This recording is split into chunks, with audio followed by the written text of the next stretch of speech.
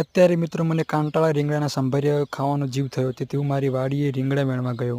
મારી વાડીમાં મેં જોયું રીંગણા. મેં અને મારા વાઈફે બંને રીંગણા વેણવાની શરૂઆત કરી. અમે ડોકે ડોકે ફરીને રીંગણા વેણ્યા. ઘણા બધા રીંગણા મળ્યા. તમે જોઈ શકો છો આ શોર્ટ્સમાં કે અમે ડોકે ડોકે ફરીને સારા સારા રીંગણા વેણી અને એક ટોપલીમાં ભેળા કર્યા.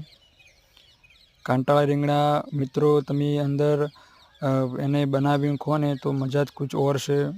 તમે જોઈ શકો છો કાંટાળા રીંગણાની વાડી છે અમારે. ત્યાં ખૂબ બધા કાંટાળા રીંગણાના છોડ વાવ્યા છે.